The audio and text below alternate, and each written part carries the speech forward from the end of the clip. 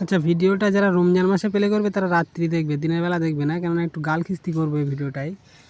এই যে আপ ওয়ালেটের 90% মানে 95% লোকের পেমেন্ট করিনি, ঠিক আছে। আপ ওয়ালেটে যারা কাজ করছি তাদের 95% লোকের নট এলিজিবল করেছে, আর যেমন আমারও নিজেরও নট এলিজিবল করেছে, ঠিক আছে। মানে এ একদম টোটালি স্ক্যাম প্রজেক্ট।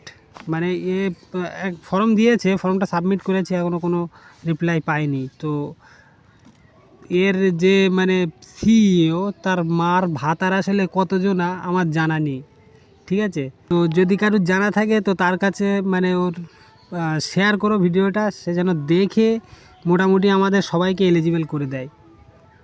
প্রায় 6 মাস না 8 মাস কি 1 বছর মতো এটাই ক্লেম করা, তাও অনচেন ক্লেম করা, মানে সুই ডিপোজিট করে তারপরে এটাই কাজ করা ছিল প্রত্যেকেরই, মানে বেশিরভাগ ইউজারই। আর 90% ইউজার, 100 জনায় 90 জনার পেমেন্ট করিনি। আর টেলিগ্রামের বেশিরভাগ প্রজেক্ট এমনি স্ক্যাম, খালি ওই 3-4টে প্রজেক্ট ছাড়া, এই যেরকম এই ইউএক্স ইউআই ওয়ালেটটা এটা পেমেন্ট করবে, হট ওয়ালেটটা পেমেন্ট করবে, আর না তো এর মধ্যে বেশিরভাগ প্রজেক্ট সেকেন্ড লাইফ পেমেন্ট করবে, আর না তো বেশিরভাগ প্রজেক্ট স্ক্যাম করবে, ঠিক আছে। তো টেলিগ্রামের বেশি প্রজেক্টে কাজ করার আর কি দরকার নেই। বেশি প্রজেক্টে টেলিগ্রামের বেশিরভাগ প্রজেক্টই পেমেন্ট করবে না।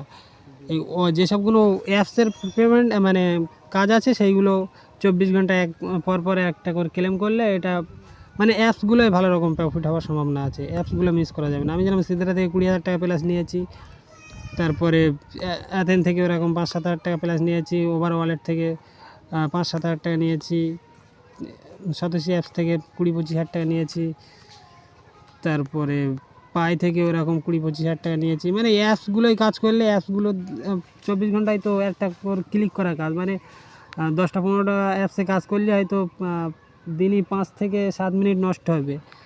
তো মোটামুটি যদি একটা অ্যাপস ওরকম 5,000-7,000, কেউ 10,000, কেউ 20,000, কেউ 30,000 পেমেন্ট দেয়, মানে ভালো রকম একটা পেমেন্ট। আর কাজ তো বেশিক্ষণ না, দিনই 5 থেকে 7 মিনিট। তো অ্যাপসগুলোই ফোকাস করলে মোটামুটি অ্যাপসগুলো ভালো রকম পেমেন্ট দেবে, ঠিক আছে।